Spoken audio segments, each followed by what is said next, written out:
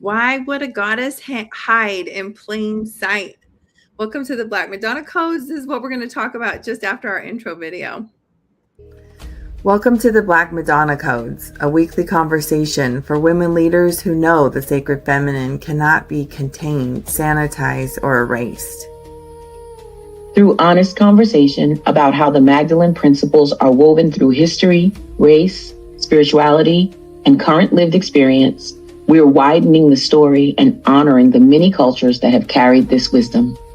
We're inviting you to open your heart with us as we explore the Magdalene path with curiosity, humility, and reverence for the lineages we carry.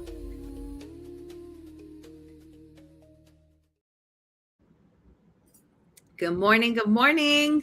So excited to be on this again. I wait for these all week. Yes, they're very cool. They're very cool. And also very organic.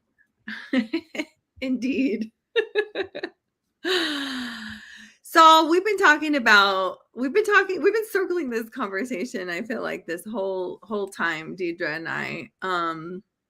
Elements of this I didn't fully understand, and I think it's dropped me into as usual, we have more questions than we have answers, and we have we don't have a piece of advice. And I feel like in this conversation there's often a negative outlook on a woman who is hiding and a positive outlook on when she is no longer hiding. And I really think that this conversation is going to shake that up a bit, because we do what we have to do when we're in survival. and we hold our power in ways, and I see this across so many different people. We're going to talk about lots of different examples. We hold our power even when we're among systems and communities that have tried to flatten and erase us, or redefine us, or put us into their boxes. Just like the Black Madonna. I think about Black Madonna and this. We don't know, right? Like, was Isis an actual creature? Was Isis an ideal? Was she an archetype? But just her as an example, if she was an actual personified being, and there's these statues representing her that people have worshipped for, however many thousands of years. And why would she allow this this system and structure to come in and just throw some robes on her and call her Mary for the next 1,000 years? Like, why would she allow that? And was something lost there? Like, we feel this sting of what was lost, but when we really look at the woman behind it, the goddess behind it, what was there really something lost? And has she continued to persist and prevail? Yeah, this is why I like to talk about it in terms of principles.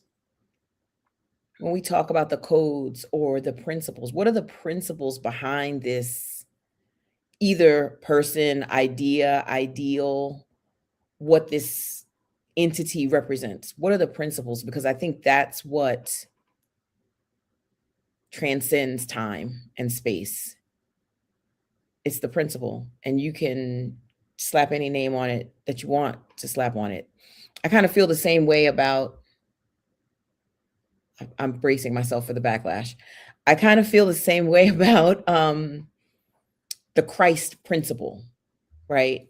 There's Jesus, the person who came to embody the Christ principles and told us that all of us have the capacity to embody the Christ principles if we'll pick up our cross and walk and follow, et cetera, et cetera. So when you hold it in that kind of a frame, it's much easier to notice where this principle appears across time and space. Mm-hmm. as opposed to having it attached to a image or a particular person or a particular practice. Because I from so I had questions when I grew up in a very churchy environment, lots of ministers and ministry in churches, my grandparents, my aunts and uncles, everybody. And when I got to be a young adult, what I started to question is, why are there all these different religions? And when I started looking at what each different religion is about and what they stand for, I started to see a common thread. Now, they don't call it by the same name that Christians necessarily call it, but they're still having a version of that similar practice, right? When they asked Jesus, disciples asked him, like, can you just sum it all up for us? And it was basically love God and love your neighbor, right? That's the gist of it. And so if I look around and I see other spiritual practices that are inviting people to be in that same practice, love God and love your neighbor, There's the principle. there's the principle, even though it might be called by a different name or have a different mythology around it or a different story about it. Or a whole different set of dogma and command Definitely. and all of the things. Yeah. Mm-hmm. Yeah. So I find myself looking for the principle, you know a tree by its fruit. Right? Yeah. Yeah. So when we think about women, well, I didn't know I was going to talk about this until we just went live, and now it won't leave me alone. We think about this in terms of women, and we think about this in terms of like the ancient feminine principles, or what we're calling Black Madonna Codes or Magdalene Codes. I love one element of this that shows up in sex work and sex workers. So I was raised, believing that sex work was despicable and the worst thing that a woman could possibly choose to do for herself. That they're all victims, that they're all doing this from a disempowered place, so much judgment and labels and things. And then I had this friend, and over many, many years, got to know her. And after many, many years, she opened up and she shared with me, this is in my past. I don't want anybody to know, because she's in a system right now that says that's despicable. And you might not be loved if you ever let anybody know that this has been a part of your life. Right. And I felt honored, like she must have known in me that I wasn't going to judge her and that I could appreciate what she had to say about it.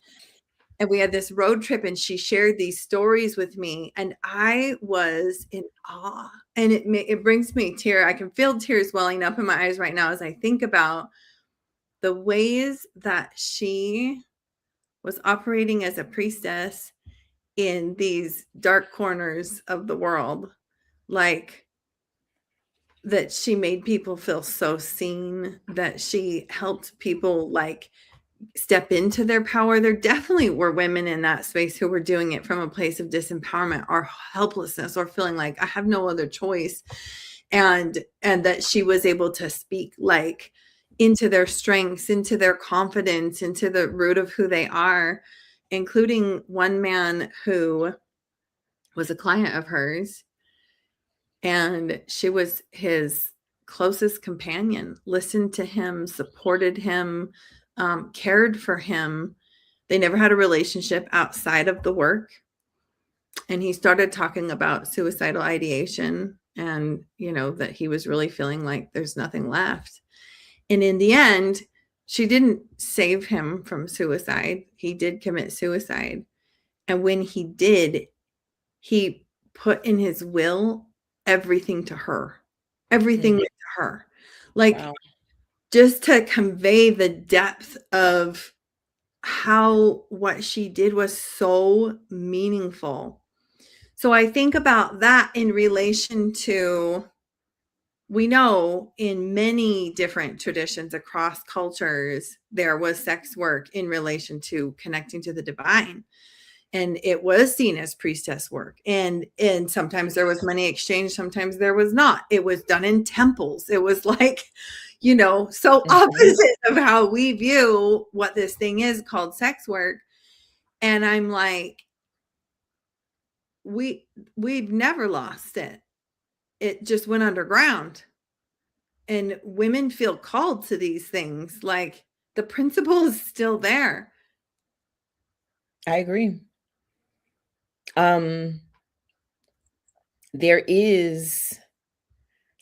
healing power in touch.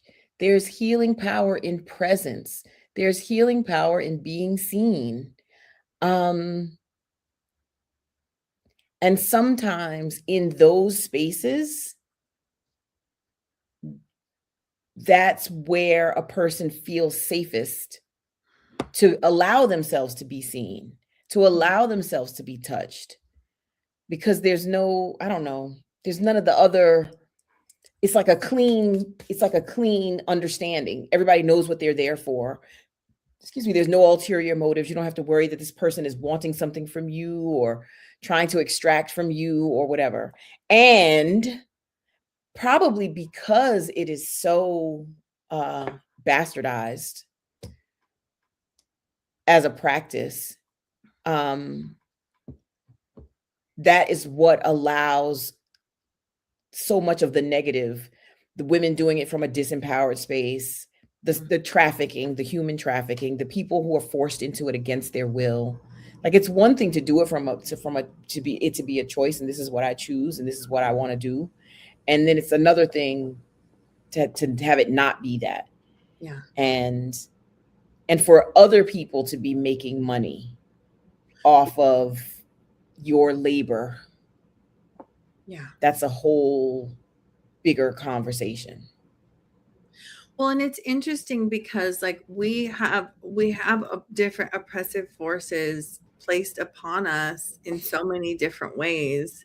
And it's like this woman who's been trafficked to the United States from an Asian country or from the Philippines or something like this, right? Like, she is still a goddess hiding in plain sight, and she still manages to do really amazing things under oppression. And we definitely don't want her to stay there in oppression, but like she is also accessing this power. And I find that part of it feels contradictory. And yet it's almost like the two principles can exist at the same time. They don't actually contradict. Two things can be true at the same time. And I would say that there are lots of people who are living under oppressive systems who are able to stay connected to the power and the presence to be a channel for spirit, to be a channel for good. Native Americans have been living under oppression, and they've been betrayed over and over again by the government. And still they have their practices. Still they bring their, I want to use the word magic, but I feel like magic is not a strong enough word. But that deeper connection, that deeper understanding. And so, no, it's not impossible. It's not ideal. It's not the most desired experience that you want for someone, and I think that that's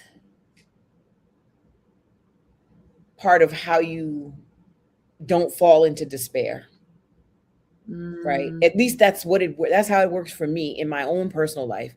When things are really hard, when things are really, they just look untenable, impossible, remembering my connection to something bigger than myself is the thing that keeps me from just being like, all right, I'm done. It keeps me moving forward. So that's a micro example. And in the macro, we've seen lots of groups of people who have had to endure.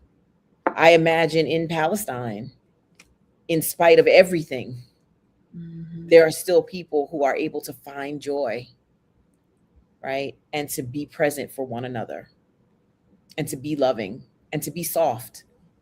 Yeah. In the face of a world trying to erase them. Yeah. Yeah. So many groups like this.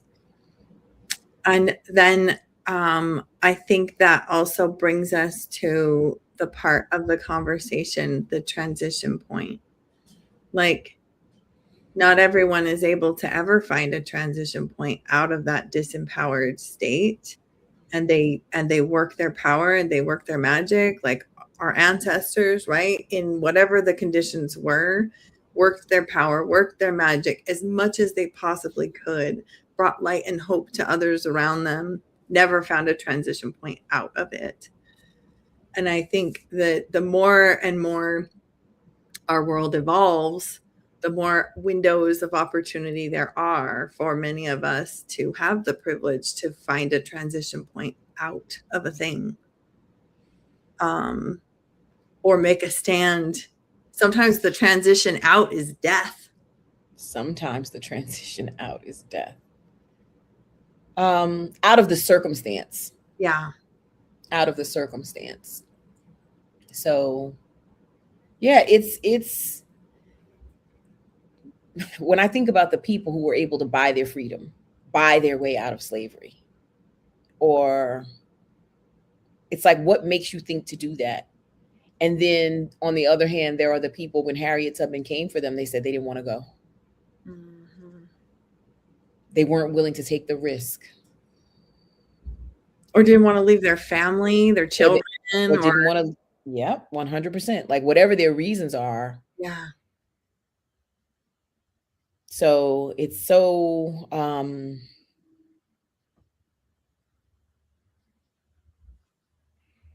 it's such a big thing to wrap your mind around. Mm-hmm. This, what's hiding, what it persists in spite of being in the darkness or being shoved into the shadows. Mm-hmm. And then we also talked about how sometimes you have to leverage being in the shadow. Mm-hmm. When you first brought it up, I thought about the CIA. Like there's this whole power structure, like of clandestine operations around the world that depends on being in the shadows, that operates in the shadows. Mm-hmm. And I think is in the world of personal development and spirituality and even psychology, people look at the shadow as if it's a negative thing or a bad thing. And that's not necessarily true. Mm-hmm. That it's bad or like, can we just get rid of the shadow? But it's like, you need the shadow. You need the light and the shadow. You need the light and the darkness, or everything's just flat, right? In art, in a piece of art, in a painting, if you don't have the light and the dark, you don't have any contrast. You need the contrast. And when I started looking at it that way, it's looking at it, oh, this is contrast. When something unpleasant comes up, oh, this is contrast, not, oh, this sucks, or, oh, this is terrible, or whatever. It's really just helping me sharpen my discernment. It's really helping me sharpen my own awareness. Mm-hmm. Because without the shadow, you will miss things. You won't see things. And then there's also the bringing light to the shadow. And there's always a gift there. There's always something in there. Yeah. Like in a video game, you got to go to the place to find the key to go to the next level and, Mm-hmm. Slay the dragon, whatever it is. I haven't played video games in a very long time. Oh my gosh, I love them. I play with my kids all the time. My kids won't let me play with them. They're like, Mom, you don't know. No, you're too slow. They're like too advanced. You're too beginner. You're too beginner. We don't want to teach you. You'll slow us down. I'm like, dang. I want to bring in Rosa Parks because this struck me around this. Like, I never really, I read about her as a history figure. And I saw her as kind of a two-dimensional character because I never took the time to really get to know her. I still haven't. I'd like to do that more. But thinking about this element of hiding in plain sight, like Rosa Parks made a decision on a day, but that was not like a singular, it wasn't like, oh, I was too tired to move or something. Like, it was so strategic. And for how many years of her life had she lived quietly swallowing the poison and moving to the back? Like, and choosing that, knowing it's not the time. And if I do something, I need to be fully prepared for the consequences of this choice. And I think she was prepared to die. Like, she was prepared for whatever. And when the time came for her to, like you said, bring light into this darkness and take a stand and say, all right, now I was strategically hiding and now I'm strategically not anymore. Like, the result and there were consequences, and it was not a fun experience for her. And how, like, the power in that kind of a decision. Right. Part of what happened during the civil rights movement was we had television. Mm-hmm. And so there were cameras that showed up to take film footage of fire hoses being turned on people and dogs being unleashed on people who were walking, protesting peacefully. They were just walking. And I think part of that's part of what made it the right time. Mm-hmm. Right? Because television wasn't ubiquitous before then. Right. And part of what happened is like pressure. There was pressure now because people could see what was happening. Yeah. Other people who don't live here. Yeah. That was part of what made it effective. Kind of the way apartheid came down in South Africa. People started paying attention. People started boycotting. They got sanctions. Like, it became untenable. The Montgomery bus boycott, they lost 70% of their revenue when Black people stopped riding the bus. Wow. It's not sustainable. Yeah. But there is a time. Yeah. A time to leave. A time to say nope. Yep. A time to stand up. Mm-hmm. And discernment is in that listening, right? We kind of touched on that too, right? The listening to the still small voice. Mm-hmm. That's gonna, like, now, go now, do it now. Mm-hmm. And that pilgrimage back to self, like, I think about my own journey with religion and the smallness that I chose over and over and over. But much of the time, I didn't know how to listen within. I didn't know, like, oh, this feeling I'm feeling is cognitive dissonance because my inner voice is telling me something's wrong here. Something's not right. Something about this, like, I should do something different. Right. It's like that nudge, but you don't know what to do. Yeah. And I think a lot of people are feeling this way right now, like watching the political landscape. And it's like feeling like it's so big and I'm so small. And what difference can I make? It's like, this isn't right. And I know this isn't right, but I don't know what to do. What can I do about it? Yeah. That's a real thing. But that's part of the journey. Yep. In the hero's journey, I think they call it the call. Mm-hmm. Right? Yeah. So you reach that point. I mean, for me, that's exactly, it was like a point. And I was like, oh, I see now. I I totally see. It took some like universe style grabbing me by the shoulders and shaking. I was gonna ask that. I was like, what got you to that point? What got you from this isn't right? Something's not right about this. Like I can't quite put my finger on it to, oh, I need to move now. Yeah. It's interesting trying to form a narrative around what happened and trying to be like, oh, okay, this cause and effect, then this, it was then this domino and this. It's very challenging to do because like it's so big and there's so many threads. But the ultimate breaking moment was a dream. I had a dream, and in the dream I was two people. I was living as myself, and I had made like a clone version of me that was this happy little robot Mormon version, housewife, mommy, and she never had extreme emotion. She didn't laugh very much, and she didn't cry. She didn't rage, and she didn't have a lot of passion.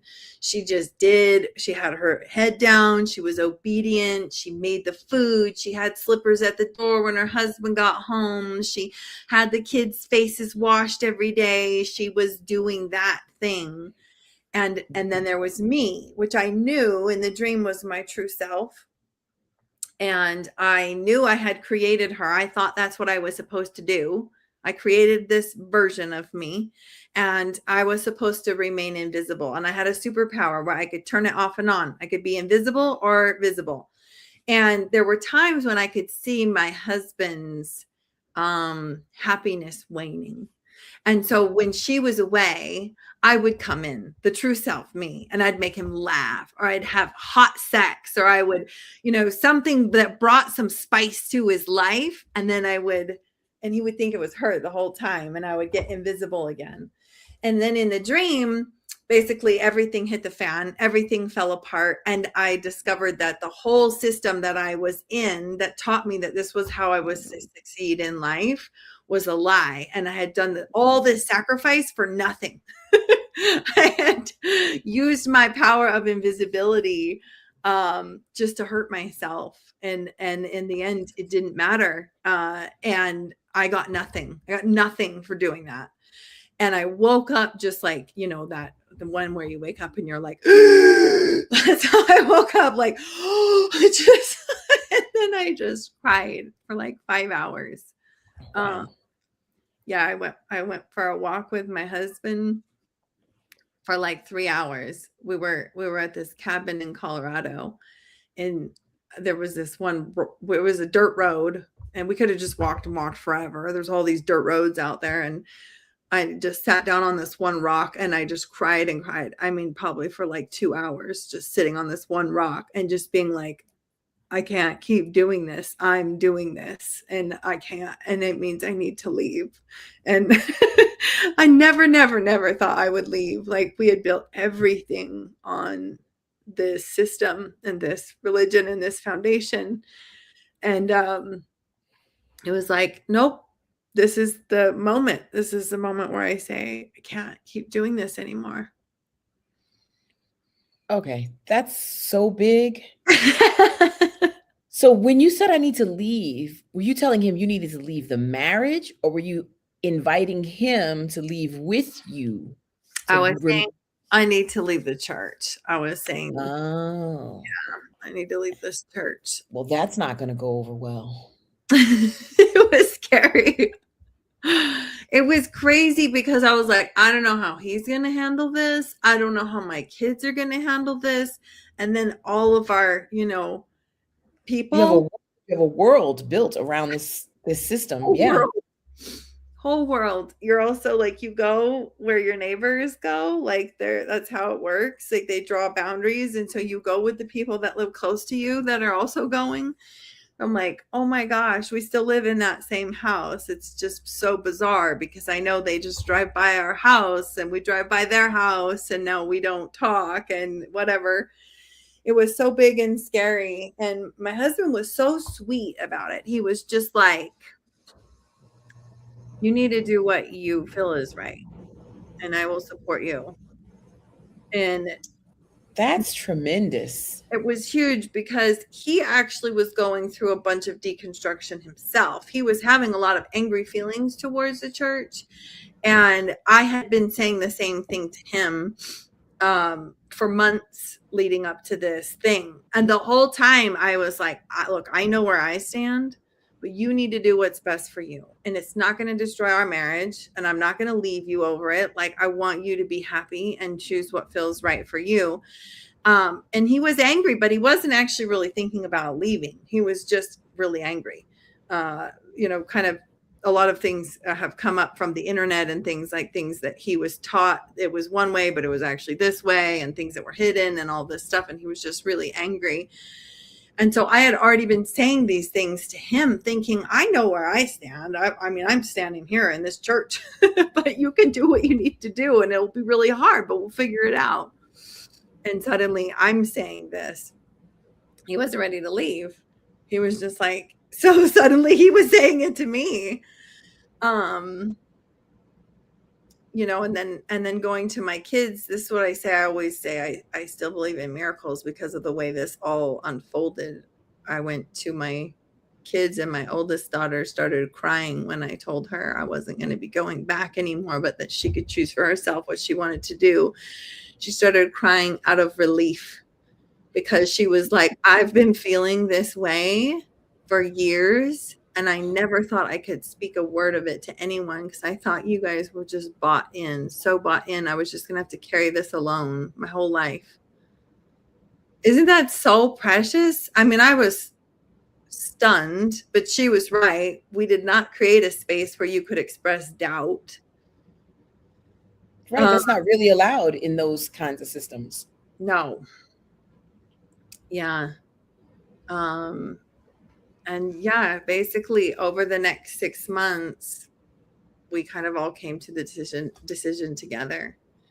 There started to be a lot of pressure. Like, the church was like, you're not sending your kids to youth camp. Like, that's not a thing. You just make them go. I'm like, well, they don't want to. And so I'm conflicted. And they're like, what are you talking about? You just make them go. You know, this is going to be good for them. Just make them go. And there was this like Mormon side of me that was like, I'm supposed to just make them go. And then there was this other side of me that was like, they should get to choose for themselves. And so kind of like the hive started hovering. People were coming over, checking up on us more. People were asking questions. Mm-hmm. People were like, so are you going to be at church on Sunday? It's like they could feel something had shifted in us. Mm-hmm. Got to be a lot. At one point, I got this text message from the youth were supposed to get together, divvy up all these cookies and take them to the inactives. These are people who are members but are no longer going. And I got the text message, and then we were on the list and we received the cookies. And I was like, this is like not a friendly gesture. I don't even know. I feel like these cookies are infected. Like, oh no. With judgment, like with like, oh, let's take these to the inactives or whatever. And so finally my husband was like, let's take a 6-month break. We're going to announce to everyone we're taking a 6-month break, and we will have a decision at that point.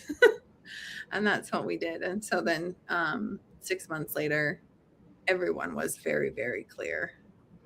All the kiddos, my husband, I already knew I didn't need the 6 months, but and then we left. But that's so beautiful. This whole conversation of the way you guys allowed space for one another. Yeah. Like, your commitment to your marriage is just so, I don't know, it's so evident that it's like, well, whatever you decide, I'm with you. Yeah.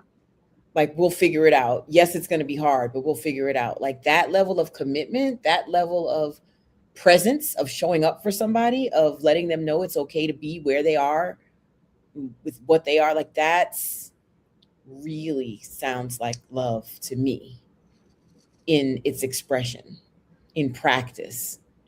when Yeah. it's not easy. It's easy to be in love and loving when everybody's in agreement and everybody's on the same page, and everybody wants the same thing. And Yeah. it's more difficult to hold that when people are having divergent conversations, when people are having doubts, when people are questioning things, and the level of honesty and transparency. You went to your kids and you gave them a choice.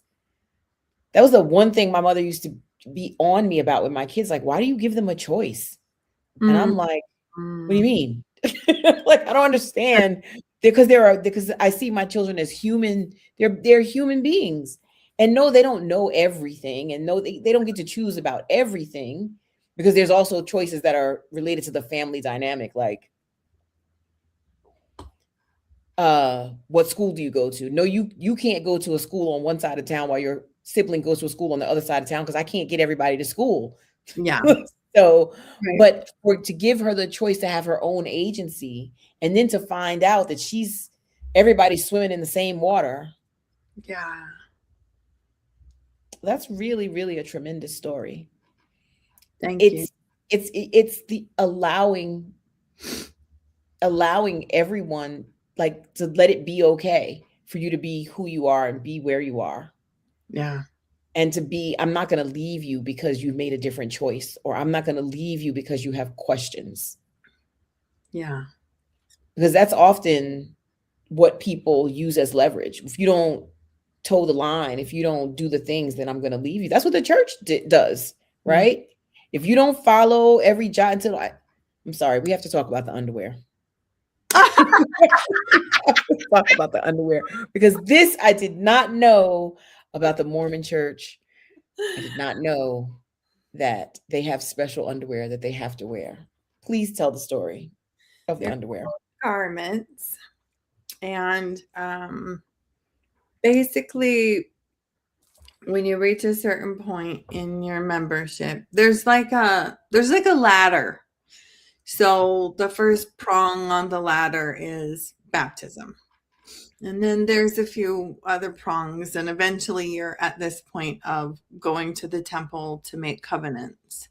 And the first covenants that you make are with God and yourself. And then the ultimate pinnacle is making the covenant of marriage. And then you're sealed in the temple so that your family is together forever, for all eternity. And which sounds really beautiful. It's preached as a doctrine of like families together forever, but it actually becomes a system of exclusivity, because if you didn't go through the temple, your family's not together forever. And those members of your family who fall away are not guaranteed to be with you forever. So it's high pressure, high stakes. If you don't follow and toe this line, you're not going to be as a family forever. So part of that, when you make your first, well, it's not actually your first. There's a whole bunch of stuff. But anyway, you make certain promises, and and then you have these garments, is what they're called, that you wear that represent the promises that you made. A lot of the promises are just not telling anybody about the temple. Like, I'm breaking the covenants that I made right now by even talking about garments, by even talking about the covenants, like, but I'm done. I've already removed my name from the records and everything. So even just this time last year, if I had been talking about this, I would have been shaking. I feel very calm in my body. It's been a process of unraveling for sure. It's only been 2.5 years that we've been out. So, but yeah, you wear these Mormon underwear, and they're it's like a t-shirt and shorts that go almost to your knees, and then right, it almost looks like a bodysuit, but yeah, a short with shorts, right? uh-huh. And then wait. And then you put your underwear on top. Your bra. Yeah. Usually people just don't wear underwear. They just skip that and just wear these. But like women want to wear a bra and you're supposed to have your garments up against your skin. So then your bra goes over top of the garment. It's very awkward and it's very hot. It was always very hot. There's like elastic and it's very uncomfortable. Yeah, so I wore those for like 16 years. Yeah. Through pregnancies. Yep. Yep. And nursing. Mm-hmm. I'm like, how do you even get out of that thing to nurse your kid? They try to make improvements to make them more comfortable and to make them more stretchy and more like workable with daily life and stuff. So there's pregnancy ones that have like maternity style, like peekaboo situation and stuff like that. But it was always bad. It was always I'm just in my mind, I'm thinking maybe this worked better when you were wearing skirts, like when women like when they first came across the country and they had the big dresses and stuff. Because it looks like bloomers. Yeah. It looks like or in today's parlance, boxer briefs. Yeah. Right. When they first created them, I cannot imagine, because when the women were only, we're thinking like pioneers in America 200 years ago, and they're only wearing, and it's all white women, by the way, because Black people were not invited into the Mormon church until the 70s, basically, which is crazy. But they're wearing these corsets and the whole getup, right? The whole dress and everything. But when they first created the garments, it wasn't a shirt and shorts. It was all one piece. So one piece. It's almost like those pajamas that you see people wear that with the flap in the back, so you can go to the bathroom. I think they may have had that. Now that you're saying it, I think they may have had that. So they've altered them over time. You could still buy a one piece. It's still available. That's insane. That is, I cannot imagine. Yeah. I cannot imagine. But all of that is part of the commitment. And I like the way you make the distinction of it sounds really beautiful when they invite you in and they tell you about it, but you don't realize that you're buying into this high pressure, restrictive, rigid system. Same with the garments. It has this beautiful meaning of like, oh, this is how I show God and I'm always reminded of these promises and this covenant. It's almost like a marriage between you and God. And like, oh, this is but it's also this whole system of oppression, because now I can't show my shoulders, because heaven forbid, whatever's so sexy about shoulders, whatever's so scandalous about shoulders, I can't show, and I'm very tall. So finding shorts that would cover my garments, it was always a struggle. I would go around and kind of pull up my garments all throughout the day because I could not find shorts long enough to cover the whole garment. They're like stretchy and long, and come down to you. Does the garment come down to your knees? Very close. Yeah. It was a whole thing. Yeah. So it's this symbol of modesty and covering your body and all of the things that come with that don't sound so beautiful. Like, why? I think it fits right into the theme of hiding in plain sight. Like that's part of like the physical expression of you have to keep yourself covered. You have to keep yourself hidden in a way. Mm-hmm. That fits right in with the theme of the call, today's call. Mm-hmm. About hiding in plain sight. Mm-hmm. Yeah, and this is where I struggle, because it's hard to label. I was a Mormon for 18 years. It's hard to not label that as like a bad part of my life. Like there's a lot of trauma and processing and every range of emotion possible in this process of like reckoning and reclaiming and all of the things. But I also know, like, I have a lot of respect for the women in the Mormon church and for women that I called friends, that I still consider friends. I don't know what they consider me, but like I see them working in tremendous ways under oppression, and they're totally blind to the oppression. Like women in the church are most notorious for saying patriarchy is a thing of the past.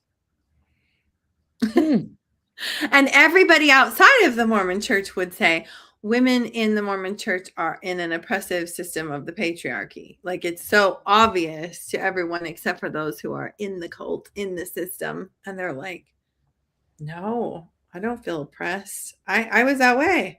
I don't feel oppressed. It's like, you know, and so within these constructs, that's the other thing is I saw so many women like reaching outside of themselves, like, I know I'm made for more. I know I'm meant to really bless like humankind. Like, let me access spiritual gifts. Let me like, you know, speak to my ancestors. Let me find loopholes around all these rules so that I can like be in my power and like actually affect change. And um and there's a lot of discouragement around that stuff. They came out right before I left with instructions around don't pray to Heavenly Mother. Yes, we have her. You're not allowed to speak to her because we have this relationship with the goddess, and all these women are waking up to like, I want to be close to the goddess. Like, and also, don't do energy healing. Energy healing is bad, like whatever, because they saw this movement happening. Like the women are accessing power. We need to like tell them to stop. And I'm a living proof of that. I accessed all of those things and I marched myself right out. So like, you know, what they're seeing is real. They know like we're losing them. That's wild. Yeah. There is responsibility that comes with power. Mm-hmm. And I know that you might think of it as the worst or a bad time in your life. And I would, it maybe a difficult time, maybe challenging. I think that your time there built something in you, Mm-hmm. right? Around commitment and practice. Like there's some good things that you got from going through that experience. And when you change one thing, you change everything. Mm-hmm. So if you didn't have that, you wouldn't be here with me having this conversation right now. And sometimes like it feels like it's easy to diminish or to wish that things that were unpleasant or that we look back on and say, you know, I could have done better, to make those things bad or wrong, but it's all part of it's like the rungs you're talking about. Yeah. So like you have to go through that so that you can get here. Yeah. And I don't think there's anything wrong with that. I really feel that too. It's so interesting again to hold like what feels like two opposing positions at the same time in my own body. And I think that like leaving has really helped me expand my capacity to be with paradox. Yeah, one of the things that to me is really profound is having been in a system where I didn't feel like I could be myself and how that taught me who I was by contrast. Right. And it was interesting the other day. So my husband and I are in marriage counseling. We're like pretty much always in counseling. We're always in, it's good practice, you know, it's how we stay alive. We just celebrated our 18-year wedding anniversary. Congratulations. Thank you. On Friday, we had our marriage therapy session and we're kind of explaining to the therapist some of our past.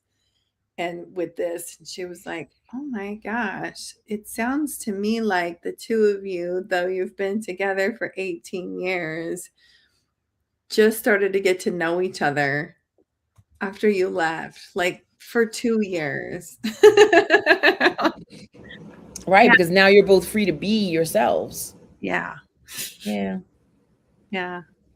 So, and everybody's not ready for that level of responsibility. And that's why it feels, it's not oppressive here. Yeah. It's Yeah. Yeah. There was a woman, this wonderful coach, Amber Campion, who I worked with in like 2019. And much of what she taught me, I wasn't ready for, but it didn't leave me.